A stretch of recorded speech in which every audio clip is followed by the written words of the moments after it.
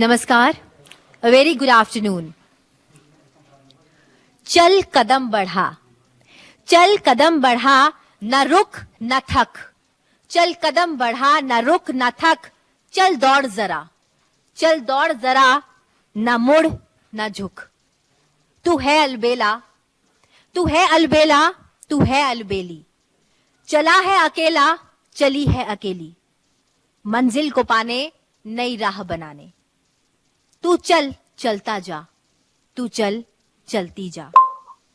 ना फर्क कोई, ना भेद कोई, ना फर्क कोई, ना भेद कोई। लड़का हो या लड़की, पुरुष हो या नारी, जब भी उतरे तू मैदान में, तू सिर्फ एक खिलाड़ी। जब भी उतरे तू मैदान में, तू सिर्फ एक खिलाड़ी। बहुत बहुत स्वागत है आप सभी का आज इस विशेष मौके पर, जो हम आपस में सब मिलकर मना रहे हैं। वो खेल का एक ऐसा दिन है जहां पर हम बात कर रहे हैं विकास की और शांति की, और विकास और शांति के लिए आज हम मना रहे हैं अंतर्राष्ट्रीय खेल का ये दिन। और अब तीसरे सत्र में हम बात करेंगे इक्वालिटी की, समानता की, कि खेल में सब समान है। इसीलिए मैंने एक बात कही कि जब भी उतरो आप मैदान में, तो ना लड़का न लड़की, न पुरुष न नारी, मैदान में उतरने वाला हर शख्स सिर्फ और सिर्फ खिलाड़ी। Welcome to the third part of this session. We are today celebrating International Day of Sports for Development and Peace.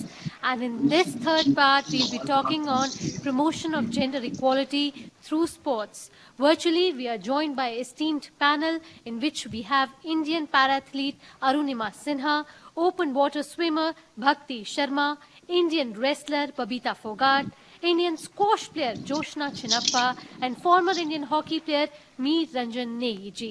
I welcome you all for joining in and participating in this very important topic. शुरुआत करें इस session की तो मैं यही कहना चाहूंगी, समाज रूपी गाड़ी के पहिए हैं महिला और पुरुष। समानता के आधार पर भेदभाव को छोड़ एक हैं दोनों के पौरुष। जीत हार का खेद नहीं, दोनों को बढ़ाओ।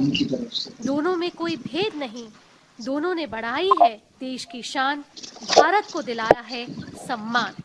समानता के लिए पहले लाया है मानवता का संदेश। खेल ना समाज, खेल ना कोई धर्म देखे, खेल ना कोई समाज देखे, खेल ना कोई वेश देखे, बस खेलना है हर खिलाड़ी का कर्म। शुरुआत करना चाहूंगी मैं बबीता फोगाट जी के साथ। बिल्कुल बबीता जी, और इससे पहले कि हम शुरू करें, आपके लिए कुछ कहना चाहेंगे। कुश्ती के मैदान में तुम एक हो, कुश्ती के मैदान में तुम एक हो और मैं अकेली हूं 8।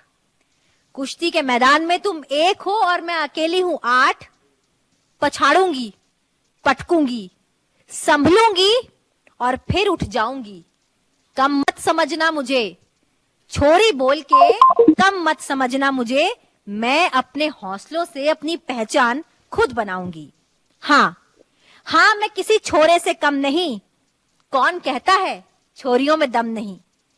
खेल के मैदान में, खेल के मैदान में हम सब हैं समान।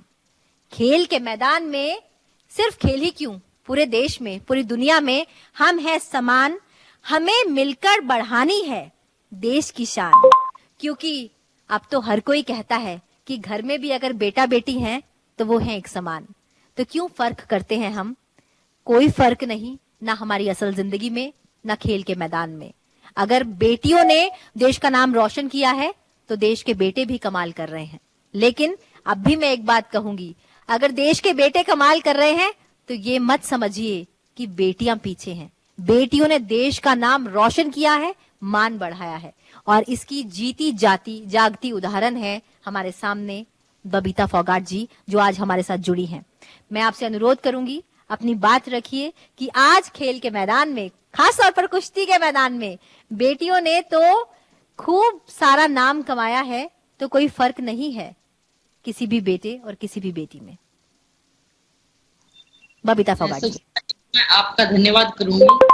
धन्यवाद, आपने मुझे बोलने का मौका दिया और माननीय लोक सुभाष स्पीकर जी का भी धन्यवाद करूंगी कि उन्होंने ये आग्रह किया और हम लोगों को भी बोलने का मौका दिया और अपनी बात रखने का एक मंच दिया है। तो मैं यही कहूंगी कि देखिए स्पोर्ट्स जो है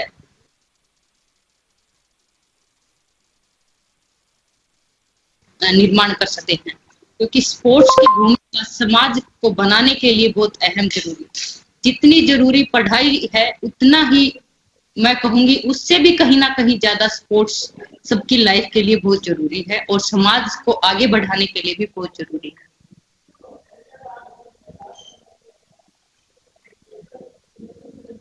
और खेल के माध्यम से हम सब बहुत कुछ हम कर सकते हैं। हम समाज का भी विकास कर सकते हैं, महिलाओं को भी हम हर तरह की हर क्षेत्र के अंदर उनकी भागीदारी सुनिश्चित होनी चाहिए। महिलाओं को हर क्षेत्र में हमें उनको जागरूक करने की जरूरत है, जो कि एक मेन पहलू है कि महिलाओं को हमें ज्यादा से ज्यादा जागरूक करना चाहिए और महिलाओं को आगे लेके आने के लिए एक जागरूकता अभियान चलाने की भी जरूरत है।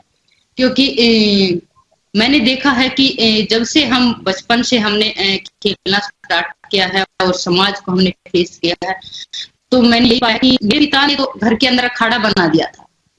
वो मूलभूत सुविधाएं हमें घर के अंदर मिली, मेरे पिता ने सारी चीजें हमें सुविधा उपलब्ध कराई, लेकिन हमें आने वाली पीढ़ी को वहां तक सुनिश्चित नहीं रखना है। आने वाली पीढ़ी को हमें बहुत आगे बढ़ाना है। तो जिन चीजों को हमने फेस किया है, हम नहीं चाहते कि वो चीजें आने वाली पीढ़ी भी फेस करे।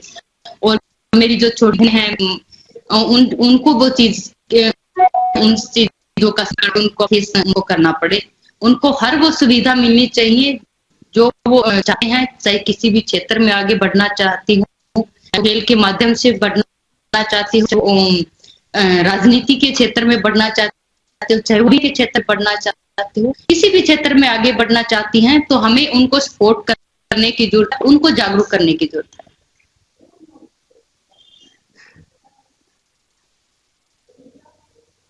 बिल्कुल बबीता, आपने बहुत अच्छी बात कही कि जागरूक करने की जरूरत है। लेकिन आज का जो हमारा उद्देश्य है, जो जिसलिए हम एकत्रित हुए हैं, जिस पर हम बात कर रहे हैं, वो टॉपिक है कि हम कभी भी खेलों के मैदान में कोई भेद नहीं करेंगे, क्योंकि महिला और पुरुष बराबर हैं, बेटा और बेटी बराबर हैं। और यही चीज कभी आपके पिताजी ने सोची थी कि बेटा और बेटी में कोई फर्क नहीं है। अगर उन्होंने ये बात नहीं सोची होती तो कुश्ती के मैदान में हरियाणा जैसे देश में वो अपनी बेटियों को कुश्ती खिलाने और लड़कों के साथ भिड़वाने ना पहुंचा देते। कहीं ना कहीं उनके जहन में ये सोच थी कि आज बेटा और बेटी एक समान है और बेटियां किसी से कम नहीं, और कौन कहता है छोरियों में दम नहीं। तो वहां से उस जर्नी के साथ उसे क्लब करते हुए मैं चाहती हूं कि आप ये संदेश जरूर दें सबको कि आज खेल के मैदान में बेटा और बेटी एक समान है। अपनी उस जर्नी को बताते हुए मैं चाहती हूं कि आप अपनी बात रखें कि कैसे एक हरियाणा में रहने वाला शख्स, जहां पे ये कहा जाता है कि एक समय में जहां पर महिलाओं का रेशो बहुत कम था, बेटियों का रेशो बहुत कम था एज कम्पेयर टू मेन, और अगर वहीं की मैं बात करूं तो वहां पर एक व्यक्ति ऐसी सोच भी रखता है कि मेरी बेटियां कहाँ हैं, मेरे तो शेर हैं। उस सोच के साथ अगर वो प्रमोट करता है तो वो सोच कितनी आगे तक की होगी। तो उसी सोच की मैं आज बात करना चाहती हूँ कि वही सोच रखते हुए जो आपके पिताजी ने सोची, आप अपना संदेश दें। बिल्कुल आपने ठीक कहा जी कि मेरे पिता की जो सोच थी वो बिल्कुल समाज से बहुत ही अलग थी। और हरियाणा जैसे मैं कहूंगी राज्य के अंदर जहाँ पे लड़कियों को सिर्फ घर तक चूल्हे चौके तक सीमित रखा जाता था और जहाँ पर औरतों को सिर्फ घूंघट के अंदर रखना और वहां तक ही लोगों की सीमित सोच जो थी वहां तक ही सीमित थी। लेकिन मेरे पिता ने उससे अलग सोचा, हटकर सोचा कि जब हम पैदा हुए तो सबसे बड़ी गीता थी, उसके बाद मैं हुए, तो मेरी जब तीसरी वाली बहन हुई तो गांव के और परिवार के कुछ लोगों ने, आस पड़ोस के लोगों ने कहा कि बस अब तो बहुत हो गया, और लड़कियां, मतलब इतनी सारी लड़कियां हो गई है, बेटे के इंतजार में वो बैठे हुए थे। लेकिन मेरे पिता ने एक ही चीज कही कि मेरी बेटियां ही मेरे बेटे हैं। ये सिर्फ फिल्म तक नहीं कहूंगी मैं, ये हमारी लाइफ की जो जर्नी है, ये सच्चाई है कि मेरे पिता ने कभी भी हमें उस नजर से देखा ही नहीं कि हम उनकी बेटियां हैं। वो हमेशा कहते थे कि मेरी बेटियां ही मेरे बेटे हैं। यहाँ तक कि मेरी माँ भी कभी कभार थोड़ी सी जब इतने सब लोग बोलते तो कहीं ना कहीं वो उदास भी हो जाती थी कि मुझे एक बेटा चाहिए। लेकिन मेरे पिता यही कहते थे कि मेरी बेटियां ही मेरे बेटे हैं, तो क्यों न मेरी बेटियों को मैं इस चाहे किसी भी क्षेत्र में हो आगे बढ़ाऊं और इस काबिल बनाऊं कि एक दिन मेरी बेटियां पूरे देश के अंदर अपना नाम रोशन करें, हमारे भी और देश का भी नाम रोशन करें। तो इसी सोच के साथ उन्होंने स्टार्ट करवा दी हमारी रेसलिंग। लेकिन मुझे एक किस्सा याद है कि जब हमने रेसलिंग स्टार्ट की तो मेरे पिता ने अखाड़ा खोला, गांव से 5-6 लड़कियां भी आई थी अखाड़े के अंदर। लेकिन उन लोगों ने क्या किया कि गांव के और समाज के दबाव के कारण उन्होंने अपनी बेटियों को पीछे खींच लिया। काश आज वो पछताते भी हैं वो पेरेंट्स, काश हम अपनी बेटियों को अगर समाज के दबाव से और लोगों की सोच से अगर नहीं खींचते तो आज मेरी बेटी अभी गीता बबीता की तरह देश का नाम रोशन कर रही होती। बट एक बार की और मुझे किस्सा याद आता है कि एक बार हम दंगल खेलने के लिए गए थे, क्योंकि उस टाइम लड़कियां कुश्ती करती ही नहीं थी। तो हमें ट्रेनिंग भी लड़कों के साथ करनी होती थी, शॉर्ट्स डालने पड़ते थे। तो गांव के लोग भी कमेंट करते थे कि ये हमारी संस्कृति नहीं है, ये हमारी सभ्यता नहीं है कि लड़कियां शॉर्ट्स डालती हैं। और रेसलिंग जैसा गेम चुनना तो मतलब बहुत दूर की बात है, क्योंकि उसको पुरुषों का गेम मानते थे। तो कहते थे कि किसे अच्छा कि इनको पढ़ा लिखा लो, कुछ बना लो। बट मेरे पिता ने ठान लिया था कि मेरी बेटियों को अब कुश्ती ही करानी है और उनको इसी के अंदर आगे बढ़ाना है। और वो किस्सा मैं बताना चाहूंगी। एक बार हम दंगल खेलने गए थे राजस्थान की तरफ को, हम खेलने के लिए गए। तो वहां पे क्योंकि लड़कियां थी नहीं तो हमने कहा कि हमें कुश्ती लड़नी है। तो जो वहां के जो आयोजक थे उन्होंने कहा कि कुश्तियां लड़नी है, मतलब किस ग्रंथ में लिखा कि लड़कियां कुश्ती कर सकती हैं। तो इतना शौक हुआ कि मतलब ये किस उसमें ये उन्होंने प्रश्न पूछा कि किस ग्रंथ में लिखा है। तो मन में एक जहन में क्वेश्चन मैंने वापिस से आया तो पूछ लिया कि किस ग्रंथ में लिखा है कि लड़कियां कुश्ती नहीं कर सकती। तो उनके पास जवाब तो नहीं था, बट उन्होंने यही बोलकर हमें मना कर दिया कि लड़कियां यहाँ पे कुश्ती नहीं कर सकती। हमने कहा कि ठीक है, लड़कियां नहीं करती तो हमें लड़कों के साथ लड़वा दीजिए, हमें दंगल खेलना है, आप लड़कों के साथ करवाइए, हमें कोई परेशानी नहीं है। तो मेरे पिता ने भी कहा कि जब मैं अपनी बेटियों को दंगल लड़वाने के लिए लाया हूं तो हमें भी कोई परेशानी नहीं है। बट उन्होंने मना कर दिया कि हम नहीं लड़वा सकते। हम वहां से उदास होके वापिस आना पड़ा। लेकिन मेरे भाई और थे वो सब साथ में गए हुए थे, वो दंगल लड़के आए, जीत के आए। तो कहीं ना कहीं वहां से मायूसी भी हमारे चेहरे पे थी और कहीं ना कहीं कुछ प्रश्न भी मन में थे कि हमें ये चीज किया है कि ग्रंथ वाला, तो हमें इसको साबित करके दिखाना पड़ेगा कि लड़कियां भी वो सब कर सकती हैं जो लड़के कर सकते हैं। उनके जो भागीदारी है वो हर क्षेत्र के अंदर उनकी भागीदारी सुनिश्चित होनी चाहिए, चाहे वो खेल में हो चाहे वो किसी भी क्षेत्र में हो, उनका आगे आना बहुत जरूरी है।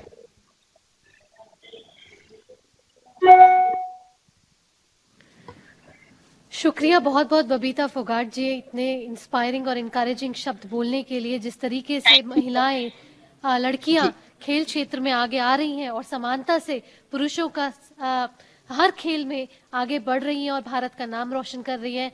आप जैसी इंडियन रेसलर को हमारा नम्न, हमारा सम्मान और हमारा बहुत बहुत थैंक्स कि आप हमारे साथ हमेशा जुड़ती हैं और इतने अच्छे शब्द हमें सुना कर जाती हैं और इंस्पायर कर जाती हैं। अब मैं वेलकम करना चाहूंगी मीर रंजन नेगी जी का, who is a former Indian hockey player. His life has been mixed of victory and losses. Losses not on the field. He was defamed, dumped, but this was the time when he jumped. His blood was for India. His sweat was for India. He did not shatter. And for his goals, everyone said, Chak de India. We have Meer Singh Negi, the champion of hockey. Meer Singh Negi ji, a very warm welcome to you. And we are talking about gender equality. Sir, you have been the key mentor for the Indian women's hockey team in the Commonwealth Games 2002, where they won gold medal. Currently, you're working in the Acropolis Institute of Technology and Research as Director of Sports in Indore. Sir, on this note, I would like to ask, in sport, how can we bring gender equality? Yes, we have done much better in Rio Olympic Games. We are doing better, but how can we do the best?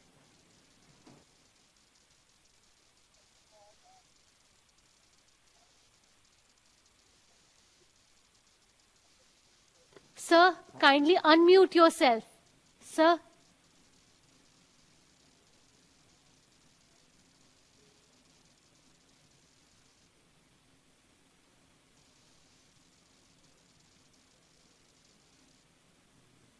Sir, you're still not audible.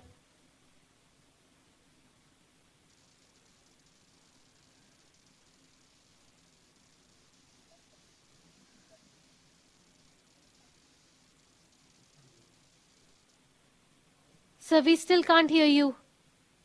Okay, we'll come back to him again. For now, we have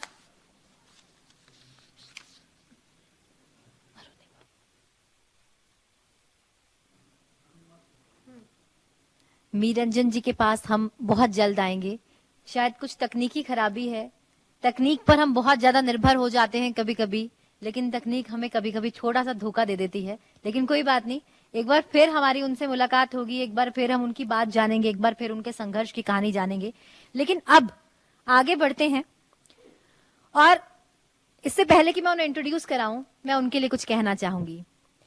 हो जो मुश्किलें पत्थर सी, उनमें लड़ने का जज्बा पर्वत सा होना चाहिए। हो जो मुश्किलें पत्थर सी, उनमें लड़ने का जज्बा पर्वत सा होना चाहिए।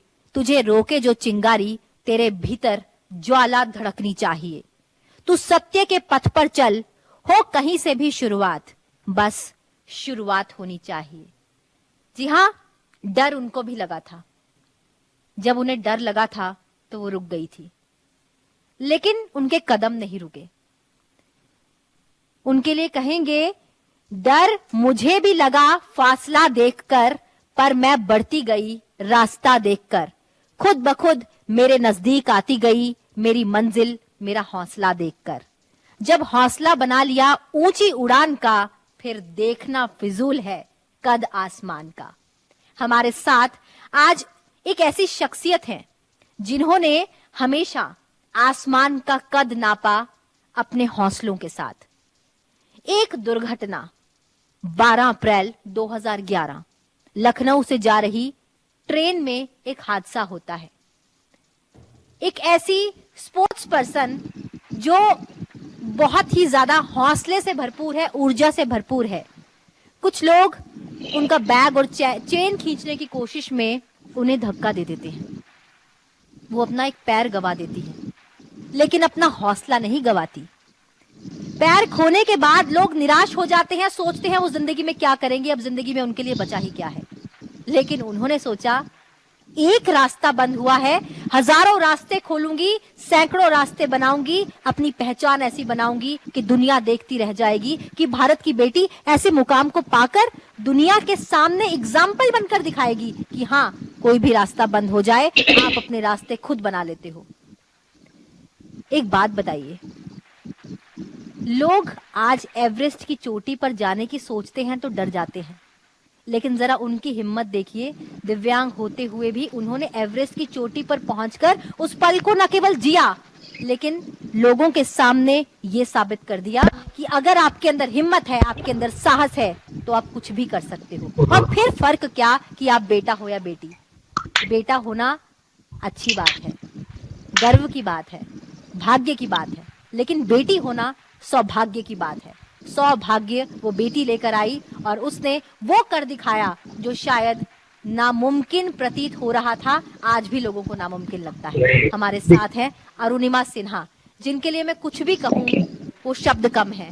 अरुणिमा, आपको हम सिर्फ सैल्यूट कर सकते हैं, इतना कुछ बोल दिया, लेकिन निशब्द हूँ जो कुछ आपने अचीव किया है। तो आपकी बात हम सुनना चाहते हैं, आपकी वो संघर्ष की कहानी जानना चाहते हैं, लेकिन साथ में ये भी पूछना चाहते हैं, अरुणिमा, ये जज्बा आता कहाँ से है कि लोग कुछ भी करने की ठान लेते हैं? All over to you Arunima. Thank you so much, thank you so much. आप सब मुझे सुन पा रहे हैं? आपका बहुत बहुत धन्यवाद कि आज इस पार्लियामेंट फैमिली में आज इतनी प्यारी प्यारी ऑडियंस और इतने अच्छे स्पीकर सभी। मैं बबीता को भी सुन रही थी और मुझे भी कुछ सीखने को मिलता है हमेशा जब भी मैं इस तरह के प्रोग्राम में सुनती हूँ और देखती हूँ। यकीन मानिए, बहुत अच्छा टॉपिक आपने किया है। वैसे वैसे लैंगिक समानता की हम बात करते हैं, बड़े बड़े प्लेटफॉर्म पे बात करते हैं, लेकिन यकीन मानिए हमारे आसपास ही ऐसे लोग होते हैं, इतनी रूढ़िवादी समाज की और रूढ़िवादी सोच को जब तक हम नहीं बदलेंगे। मैं एक छोटा सा उदाहरण दूं कि आप क्रिकेट जैसे को ले लीजिए कि क्रिकेट में उसी जगह पे विमेन क्रिकेट को इतने करीब 50 लाख में उसको उसको 50 लाख में पूरी की पूरी जितनी टीम होती संभालती है, मतलब उसको सिर्फ 50 लाख मिलते हैं। और उसी जगह पे अगर मैन की बात करें, मैन को करीब करीब 4 से 5 करोड़ रुपए उसको मिलते हैं। तो ये जो हम कहते जरूर हैं लैंगिक समानता और बातें भी करते हैं, क्या वो चीजें और क्या वो चीज हमको अपने दिमाग में नहीं उतारनी चाहिए? क्या वो चीजें जो हम कह रहे हैं, आज हम बातें कर रहे हैं एक प्लेटफॉर्म पे खड़े होकर, एक प्लेटफॉर्म पे बैठ करके, कि महिला और पुरुष को, विमेन और मैन को एक बराबर समझना चाहिए। लेकिन जो मीडिया, मैं मीडिया की भी बात करूंगी, जो मीडिया जब हमेशा मैन क्रिकेट को आप दिखाएंगे, मोस्टली मैंने चीजें ऐड का बहुत फर्क पड़ता है, हमेशा जब मैन क्रिकेट को ही दिखाएंगे, आप वुमेन का दिखाएंगे ही नहीं, तो कहां से लोगों के दिमाग में आएगा? हम आम आदमी को बदलना पड़ेगा कि हम अपनी बेटी को एक बेटे के बराबर ही समझेंगे। मैं अगर मेरी संघर्ष की कहानी, मैं छोटे से डिस्ट्रिक्ट, एक अम्बेडकर नगर डिस्ट्रिक्ट से हूँ। जब मैं वॉलीबॉल खेलती थी और छोटा छोटा पैंट पहन के जब मैं खेलती थी, तो उसके लिए भी बहुत बवाल होता था। मेरे घर में आए दिन लड़ाई होती। मेरा भाई मुझे बोलता था कि नहीं खेलना है, नहीं खेलना है। इवन मैं आपको इतना बताऊं कि जब मैंने मेरा पैर कटने के बाद जब मैंने माउंटेनियरिंग के बारे में सोचा है, तो लोग मुझे कहते थे ये तो एक तो लड़की, दूसरा इसका पैर नहीं है। लोग एक सिरा से मना कर देते थे कि नहीं हो सकता अरुणिमा, क्योंकि एडवेंचर एक मैन गेम माना जाता है, और लोग तुरंत कह देते थे कि नहीं हो सकता है। और जब मैंने उनकी बिना परवाह करे, उनकी टीका टिप्पणी का बिना परवाह किए जो मेरा गोल था, जो मेरा टारगेट था, मैंने उस पर फोकस किया, उस दौरान लोग मुझे पागल बोलते थे। तब मुझे बहुत गुस्सा और इरिटेशन आता था। लेकिन आज की डेट में जब लोग मेरे गोल के प्रति मुझे पागल बोलते हैं, तो मुझे बहुत खुशी होती है। क्यों? क्योंकि मुझे उस पागलपन का मतलब समझ में आ गया है। बहुत ज्यादा सोचने की जरूरत नहीं होती है। आप कहते हैं, और उस ब्रेक को जो आज उस छोटा सा डिस्ट्रिक्ट, अम्बेडकर नगर डिस्ट्रिक्ट था, वो डिस्ट्रिक्ट आज जो हमारे पड़ोसी लोग हैं वो ये कहते हैं कि उदाहरण देते हैं, पहले ये था कि लड़कियां नहीं खेल सकती, लड़कियां या फिर माउंटेनिंग नहीं कर सकती। आज की डेट में है कि हर पिता, मेरे मोहल्ले की मैं बात बता रही हूँ, अपने हर पिता अपने बेटे को नसीहत देता है कि अरुणिमा जैसा बनो।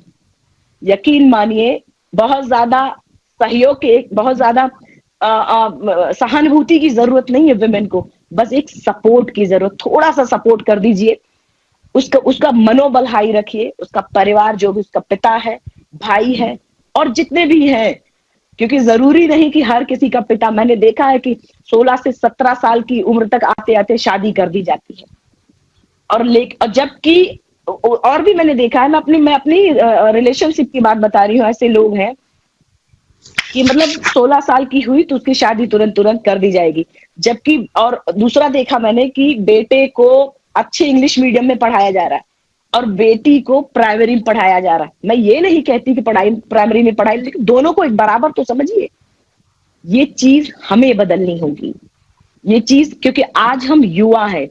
लेकिन एक चीज, युवा है, कल को हमारे खुद के अपने बच्चे होंगे, और वो चीजें अगर हम अभी से डालना शुरू कर दें उन बच्चों में, लोगों में जाकर कैंपेन करें जब भी हम जाएं कहीं पर, क्योंकि जितने भी टॉप मोस्ट सेलिब्रिटीज यहाँ पर आए हुए हैं, वो सब अपने टॉक में हर जगह इस चीज को प्रेजेंट करें।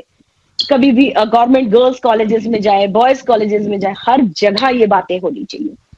दूसरा, मैंने ये भी देखा 2014 से चीजें बदल रही हैं। 2014 से मैंने देखा था, मैं पढ़ रही थी तो मुझे दिखा कि बेटी बचाओ बेटी पढ़ाओ के अभियान से माननीय प्रधानमंत्री जी ने काफी हद तक चीजें बदलाव लाई हैं।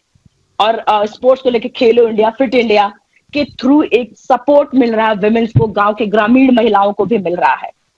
और लेकिन जब तक वो चीजें उनकी फैमिली के, उनके जो उनके गार्जियन हैं, उनके बीच में, उनके मन में नहीं उतारा जाएगा, तब तक नहीं होगा। और मैं चाहती हूँ ये चीजें हो, तभी शायद हो पाएगा। और आप मुझे सुन पा रहे हैं? हेलो?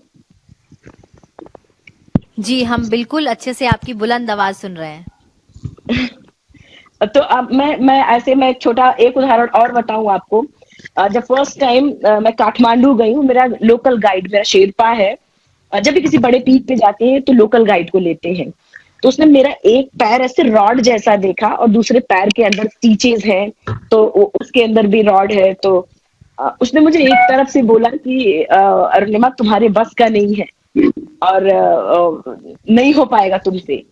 बछेंद्री मैम मेरी गुरु है और उन्होंने उसको डांट के बोला, तू चुप कर, वो तू ज्यादा टेंशन नहीं ले, तू बस साथ रहना, देखना वो कर लेगी।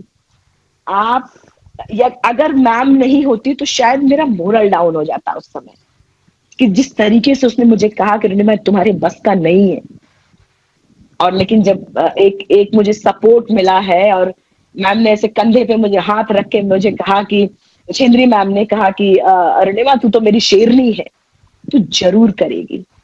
और वो चीजें मेरे अंदर एक जादू की, एक कहते हैं ना केमिकल की, एकदम मैजिकल केमिकल की तरह काम कर रहा था, जिसकी वजह से आज यहाँ पे हूं मैं, जिसकी वजह से दुनिया की सबसे टॉलेस्ट पीक समिट किया था।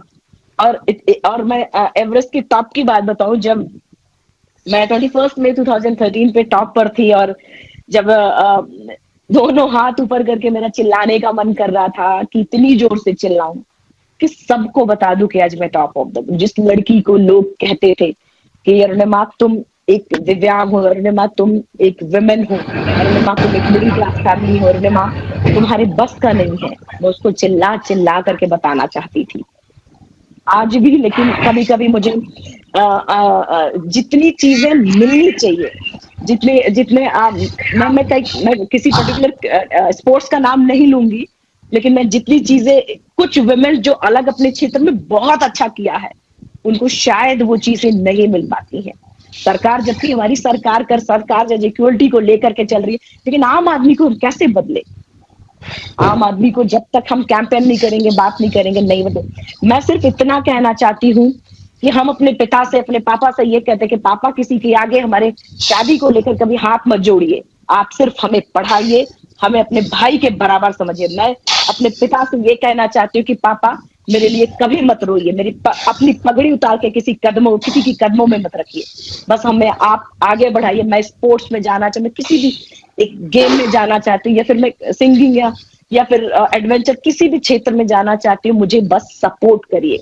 आपको पगड़ी उठा के किसी के पैरों में रखने की जरूरत नहीं पड़ेगी, लोग खुद ब खुद आपकी बेटी के पीछे आएंगे। Thank you. बिल्कुल ठीक कहा आपने अरुणिमा, सहानुभूति की जरूरत नहीं, सशक्त बनाने की जरूरत है। कमजोर नहीं, मजबूत हूँ, अलख मुझ में भी है, मौका देने की जरूरत है। मौका दे के तो देखो, मेहनत, लगन और आत्मविश्वास से देश का नाम गौरव करूंगी, देश को सम्मान दिलवा कर रहूंगी। बहुत बहुत धन्यवाद अरुणिमा जी, अपनी प्रेरणा जो आपने भाव हम तक पहुंचाए हैं और ये इंस्पिरेशन दी है कि झुकने की जरूरत नहीं, सिर्फ सपोर्ट की जरूरत है। आप एक हाथ दे के देखिए, मैं अपनी जो मेहनत है वो आप पे लगा दूंगी, अपने देश के नाम रोशन करने में लगा दूंगी।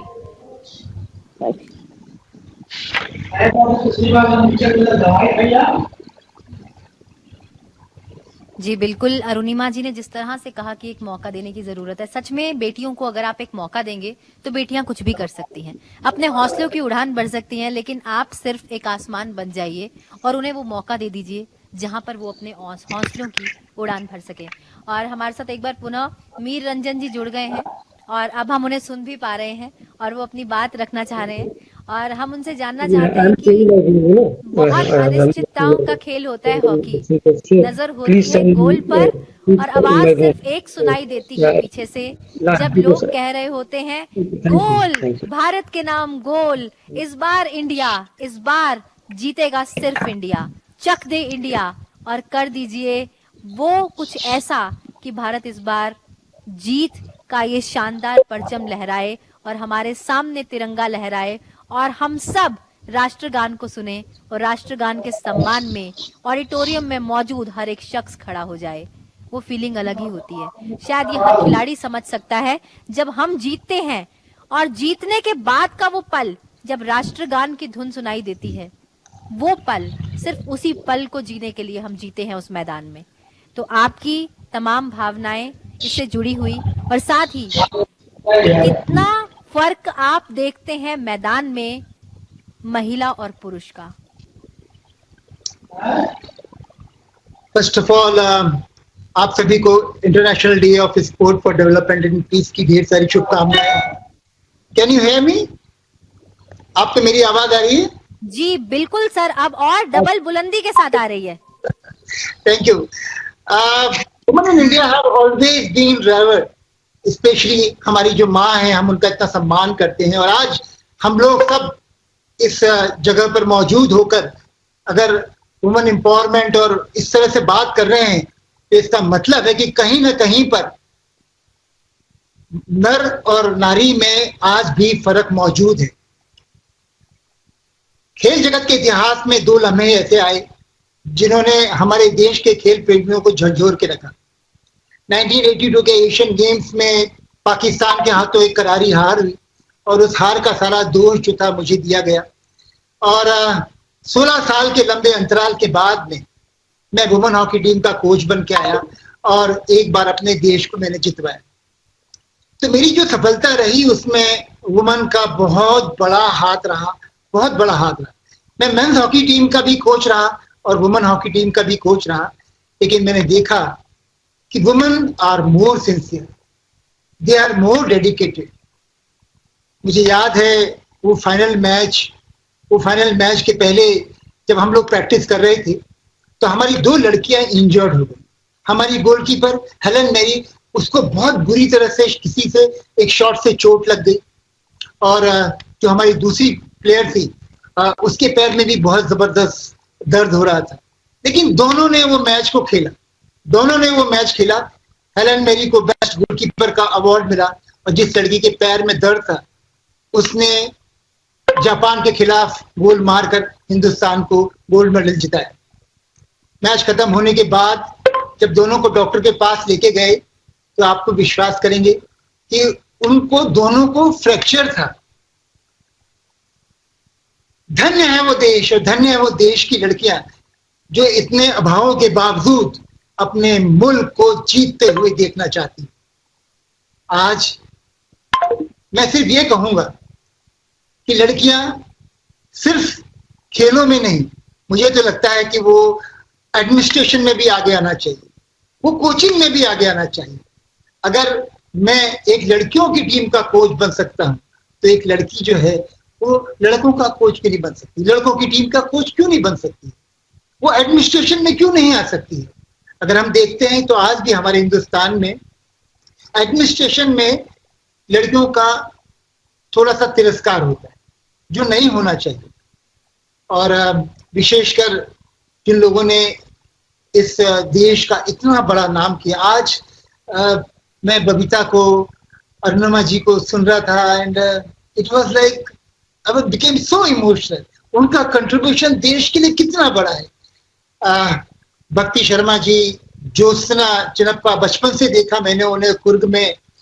व्हाट ए जर्नी दे है, in spite of all the deficiencies. वो सुविधाएं नहीं, वो सब कुछ नहीं, लेकिन वो मर मिटने का जो जज्बा है वो सिर्फ और सिर्फ एक नारी में देखने को मिलता है।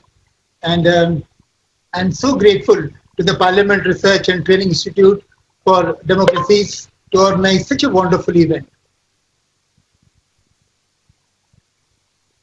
मैं सिर्फ इतना कहना चाहूंगा कि हर एक आदमी सचिन तेंदुलकर नहीं बन सकता, और हर एक जो लड़की खेलती है वो भी सानिया मिर्जा या पीवी सिंधु नहीं बन सकती, मल्लेश्वरी नहीं बन सकती। लेकिन गवर्नमेंट उन खिलाड़ियों को भी कोशिश करके जितना ज्यादा फैसिलिटीज दे सकते हैं उतना ज्यादा फैसिलिटीज देना चाहिए, क्योंकि कहीं ना कहीं पे जो यंगर जनरेशन है, जो आने वाली हमारी पीढ़ी है, वो खेलों की तरफ तभी आकर्षित होगी जब हम लोग अपने बच्चों को ज्यादा से ज्यादा सुविधा देंगे। जय हिंद। जय हिंद, जय भारत। जय भारत। भारत में हमारी लड़कियों ने, हमारी महिलाओं ने, हमारे स्पोर्ट्स पर्सन ने नाम रोशन किया है। और नेगी जी, इसमें आपका बहुत बड़ा सपोर्ट है, बहुत बड़ा साथ दिया है आपने कि इंडियन हॉकी विमेन प्लेयर्स जो हैं वो आज जिस तरीके के टाइटल को आज जीत पाए, उसमें आपका बहुत बड़ा हाथ रहा है। आपका बहुत बहुत शुक्रिया। ऐसे ही महिलाएं आगे अपना परचम फहराती रहें और खूब महिलाएं आगे आए और स्पोर्ट्स को अपना क्षेत्र चुनें। Now I would like to welcome Joshna Chinnappa ji. Joshna Chinnappa is an Indian professional squash player. Joshna started playing squash at the age of just 7. 7 साल की उम्र में जब हम खेलना शुरू करते हैं, उन्होंने अपने हाथ में रैकेट और बॉल पकड़ लिया था। She reached a career high world ranking of world number 10 in July 2016. She was the first Indian to win the British Junior Squash Championship title in 2005 in the under-19 category and was also the youngest Indian women's national champion. She is the current record holder of most national championship wins with 18 titles. She became the first Indian female player and second male and female to play 400 PSA Tour squash matches in 2019. Joshna ji, a very warm welcome to you. To start with, I would like to ask the women in the sports industry, do you think that, as Mir Negi ji said, that we are talking about women's sportsmanship because still there is gender inequality? Is it still there? Do you feel that as a sports person? Do you think that women are still less paid than women? Do you think women are still discouraged in the sports? What is your opinion on that, ma'am?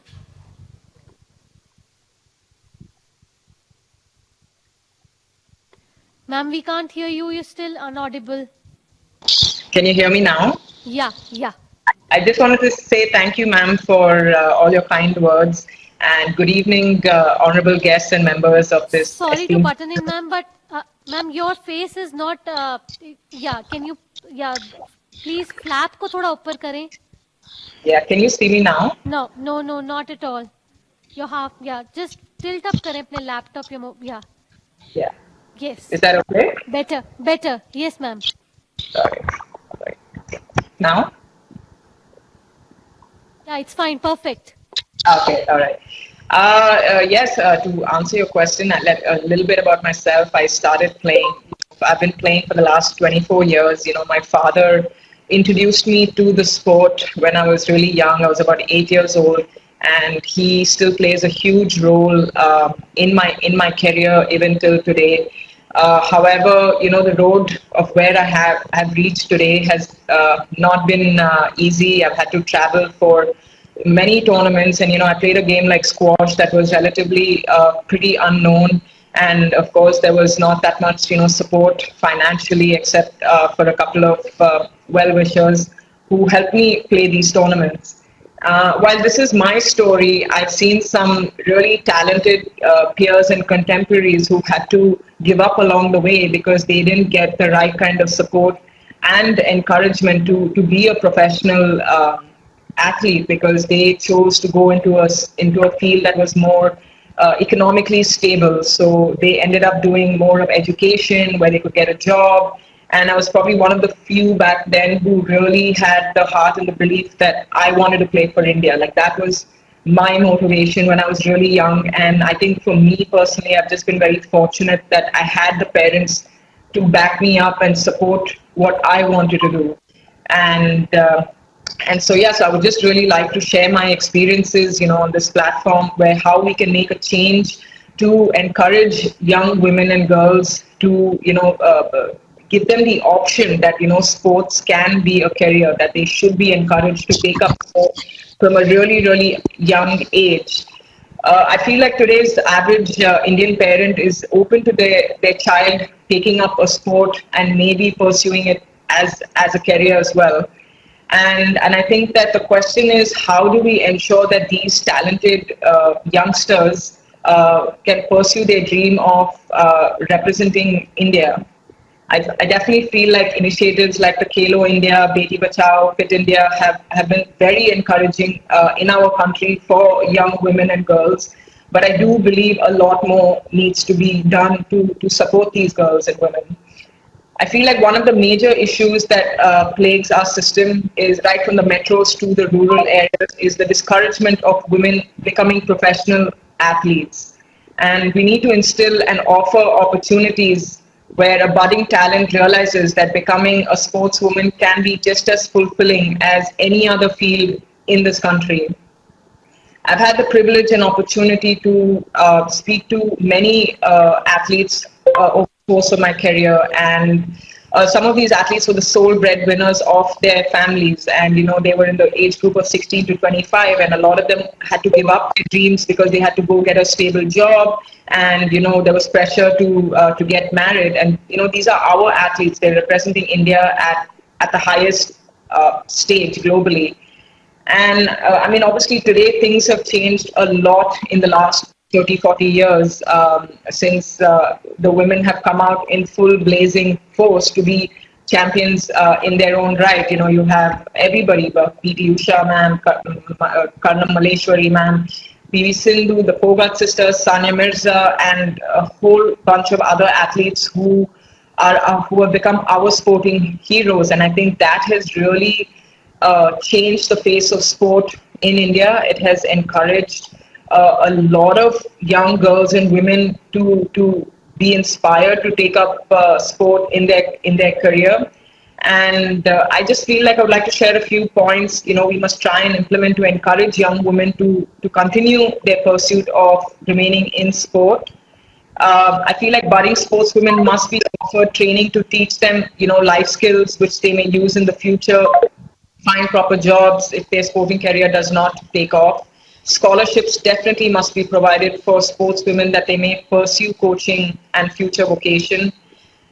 Emphasis must be given on all sports, whether it's Olympic or not an Olympic sport, because they're still achieving and competing at big events like the World Cup, the Asian Games, the Commonwealth Games, where they are playing with the best players in the world.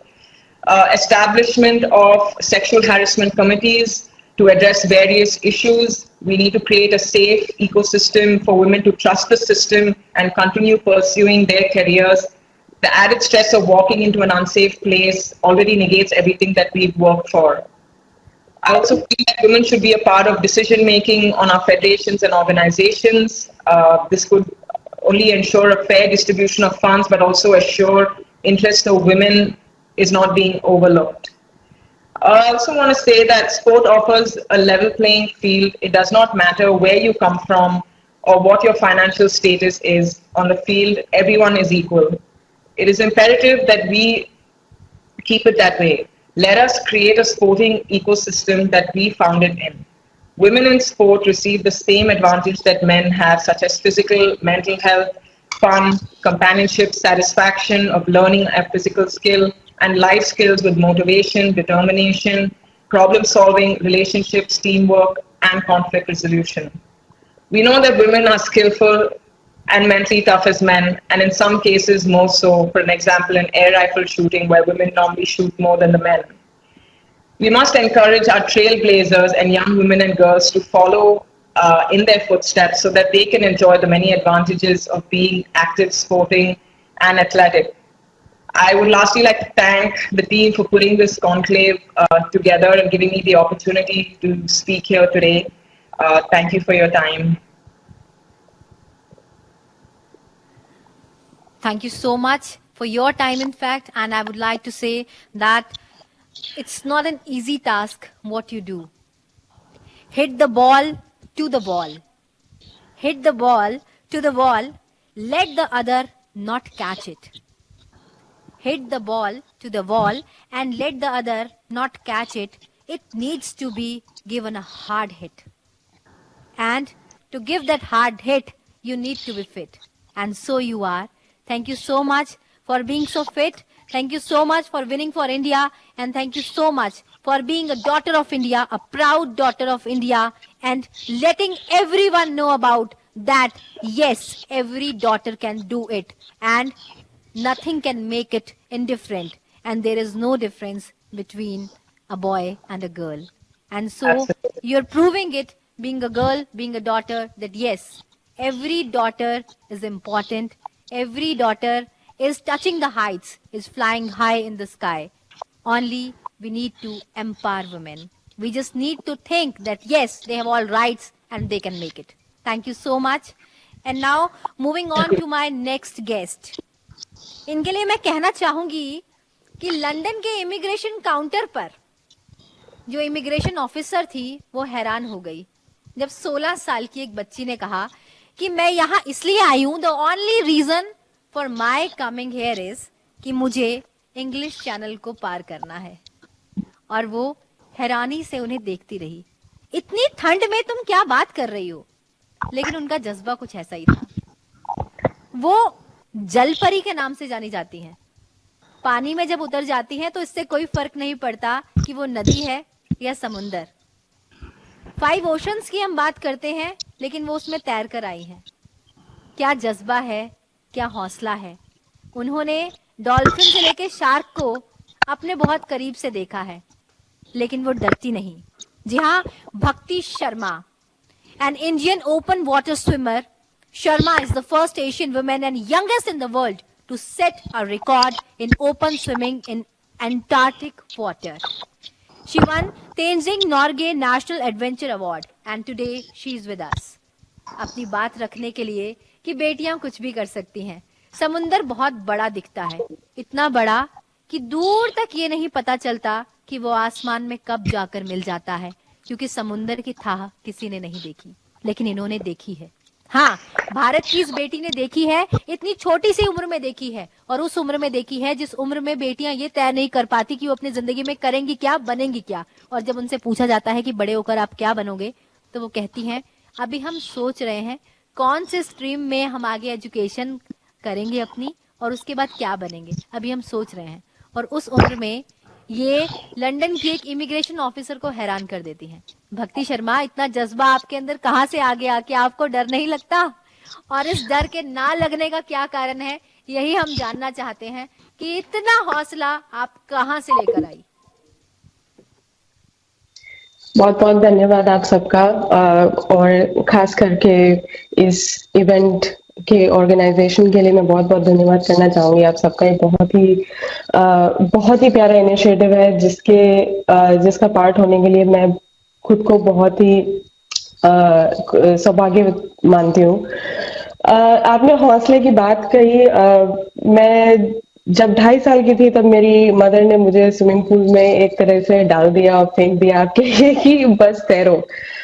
उनका इरादा तो ये था कि हर किसी को तैरना आना चाहिए एक लाइफ सेविंग स्किल के तौर पर, और वो खुद भी एक तैराक थी, तो उन्होंने मुझे सिखाने के लिए ये उनका दिमाग में ये था कि मैं खुद एक तैराक हूँ, तो ये स्पोर्ट में अपनी बेटी को आगे पास ऑन कर सकती हूँ.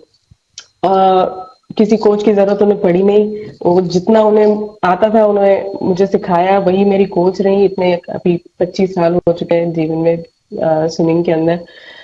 तो ये हौसला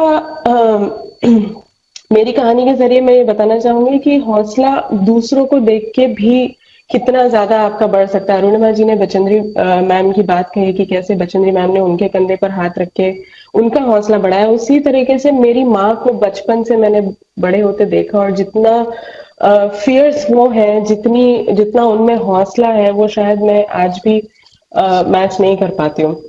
मैं बहुत छोटे से शहर से हूँ, राजस्थान में, जहाँ पर जब मैंने स्विमिंग करना चालू किया तब स्विमिंग पूल्स भी नहीं थे. तो मेरी मदर मुझे होटल के पूल्स में ले जाकर प्रैक्टिस कराती थी. कई तरह के ताने समाज के और आने वालों के भी कि क्यों माँ बेटी दोनों अकेले जा रही हैं, क्यों जरूरी है ये करना.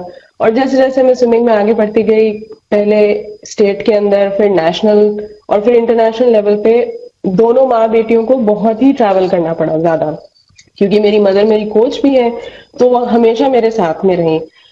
तो वो जो सेंस ऑफ सेफ्टी और सिक्योरिटी मुझे महसूस हुई, वो मैं देखती थी कि कई ऐसी दूसरी लड़कियां हैं जिन्हें नहीं महसूस हो पाती हैं. ऐसा नहीं है कि माँ बाप नहीं चाहते कि उनकी बेटियां खेले नहीं, आगे नहीं बढ़े, लेकिन हर माँ बाप अपनी बेटी के लिए खासकर चिंतित भी रहते हैं. तो मेरी फील्ड में स्पेशली स्विमिंग में रिसोर्सेज की इतनी ज्यादा कमी रही कि मैंने धीरे धीरे जैसे जैसे मैं उम्र में बढ़ती गई वैसे वैसे अपने साथियों को मैंने स्पोर्ट छोड़ते हुए देखना चालू किया। हालत ये हो गई थी कि एक इवेंट को करने के लिए कम से कम 3 स्विमर्स जरूरी होते हैं और मुझे जाके लोगों को रिक्वेस्ट करना पड़ता था कि आप प्लीज इवेंट में ये नाम लिखाओ ताकि ये इवेंट हो सके, ताकि मैं compete कर सकूं, आप compete कर सकें, हम मेडल जीत सके। तो इतना उस हद तक जो बैरियर्स हैं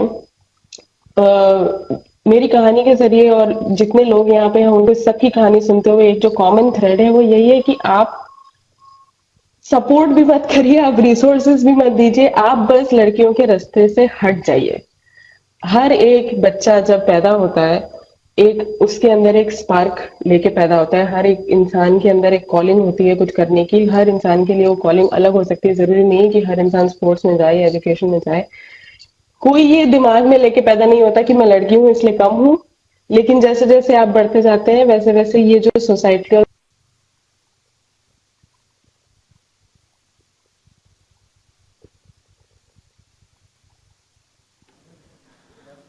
शायद भक्ति के साथ हमारा संपर्क जो है वो तकनीकी खराबी के कारण मेंटालिटी टूट गया है। कंडीशनिंग बना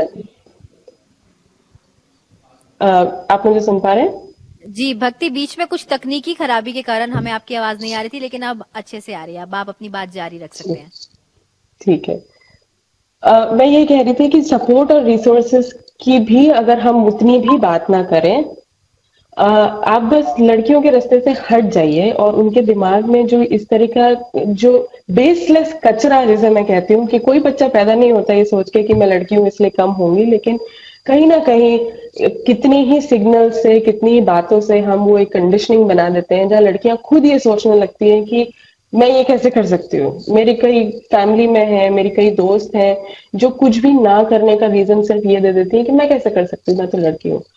तो ये कंडीशनिंग को और ये सोच को क्वेश्चन करना बहुत जरूरी है। मैं हमेशा समुंदर का एग्जाम्पल देती हूँ। जब मैं पानी में उतरती हूँ, जब मैं एक समुंदर के सामने खड़ी होती हूँ, वो समुंदर मेरे से ये सवाल नहीं पूछता कि तुम लड़की हो या लड़का हो। तो जब प्रकृति, जब मदर नेचर हमसे ये सवाल नहीं करती कि तुम्हारा जेंडर क्या है, तो हम कौन होते हैं किसी से ये सवाल पूछ के उनको पीछे खींचने वाले।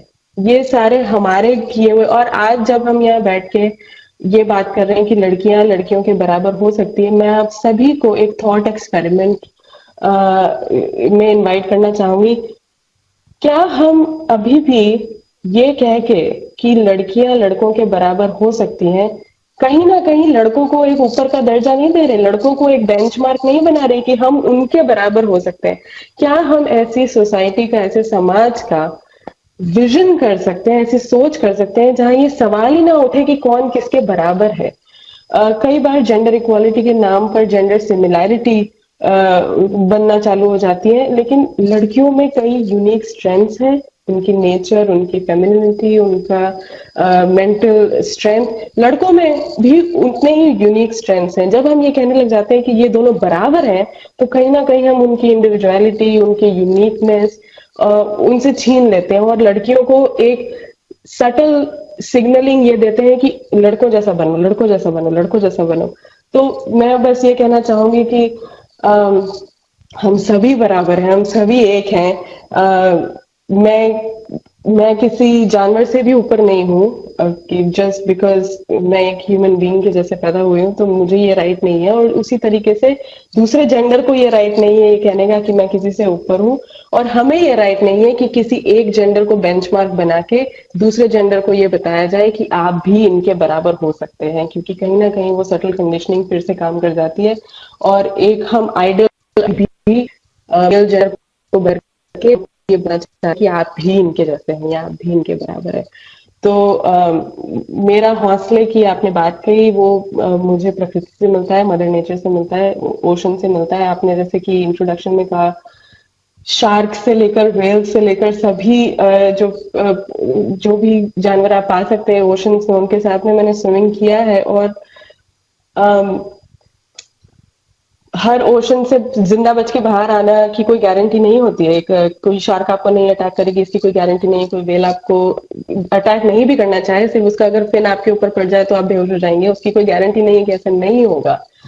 तो मैं ये मानती हूँ कि मेरी सक्सेस आती है एक एक्सेप्टेंस से, नेचर के एक्सेप्टेंस से, कि मैं समुद्र में उतरती हूँ, समुद्र मुझे अपना अपना मानकर, जितने जानवर हैं वो मुझे अपना मानकर जो मेरे सपने हैं वो समुद्र के थ्रू पूरे करने देते हैं।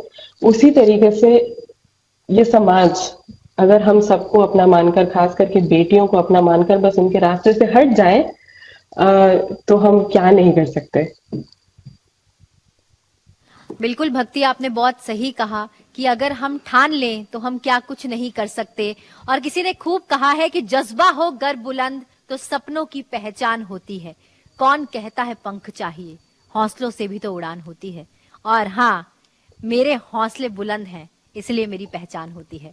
और इसी के साथ जो आपने बात कही कि प्रकृति मुझसे नहीं पूछती कि मैं बेटा हूं या बेटी, तो प्रकृति तो माँ है। जननी कैसे पूछेगी कि आप बेटा हो या बेटी? जननी ने यही तो जन्म दिया है। और नारी शक्ति के लिए तो मैं यही कहूंगी कि नारी तू ही है क्षमा, नारी तू है वरदायिनी, नारी तू दुर्गा काली, नारी तू ही नारायणी।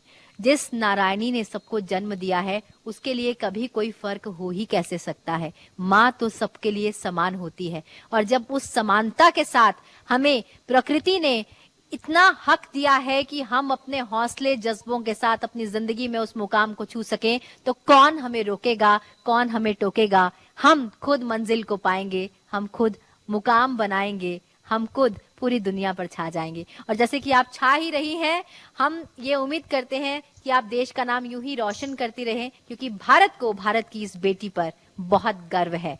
और मीर रंजन जी हमारे साथ लगातार जुड़े हैं और मेरी सहयोगी ने भी मुझे ये बात कही कि ये सवाल अगर मीर रंजन जी से नहीं पूछा जाए तो शायद ये नाइंसाफी होगी, बेईमानी होगी कि मीर रंजन जी आने वाले ओलंपिक्स में महिलाएं क्या कुछ कमाल कर दिखाएंगी। आपको क्या लगता है? क्योंकि भारत की बेटियों ने पहले भी कई परचम लहराए हैं, देश के तिरंगे का मान सम्मान बढ़ाया है, बहुत से मेडल्स लेकर आई हैं। टोक्यो ओलंपिक्स में आप भारत की बेटियों की परफॉर्मेंस को कैसे देखते हैं?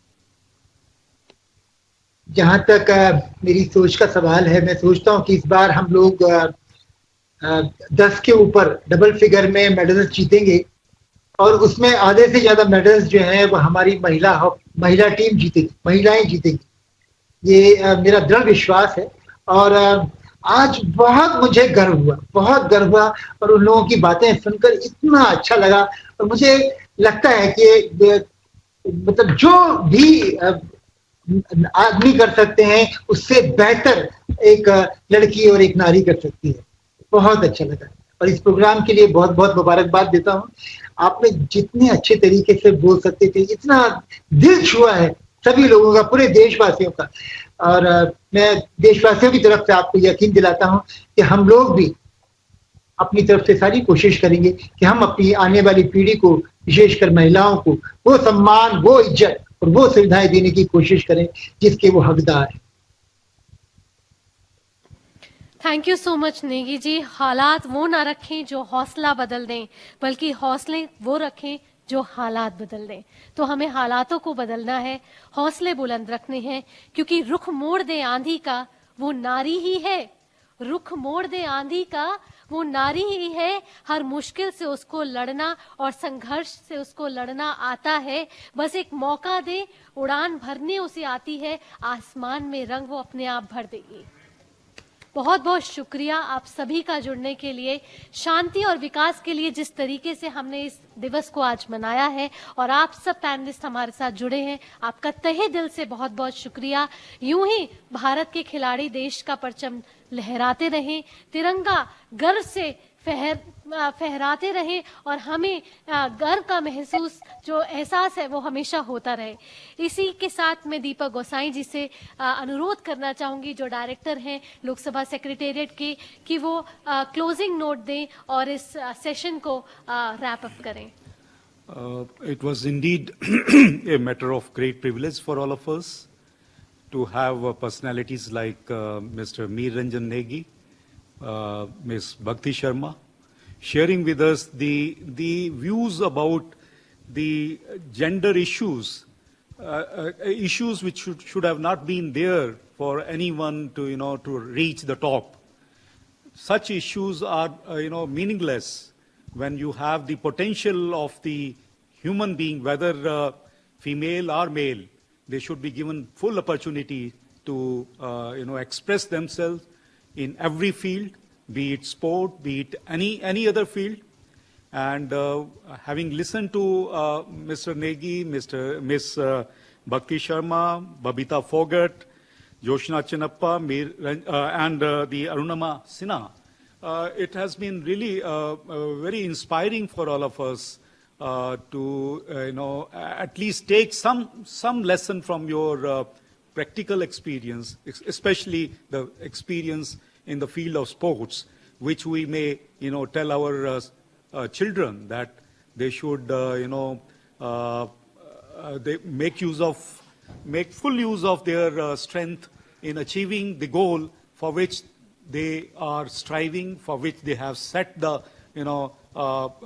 set themselves to tread the path of success and progress. And today we have indeed a very, I would say that the International Day of Sport for Peace and Development has really been a very good experience for us. We have, starting from Sania Mirza in the first session, joining us, and then we have other luminaries like Soumyajit Ghosh, Abhishek Verma. We have the Asit Singh, Joint Secretary, Sports Authority of India. Then Mr. Sandeep Singh, for a very short time, but he was there for us to speak on the subject on health promotion and disease. And then we had Vipin Chaudhary, who scaled 5 summits, and then Sunita Godara and Sharad Kamal Achanta. With such eminent personalities, we have been able to celebrate the International Day of Sport for Development and Peace in the best way that we would have never thought of.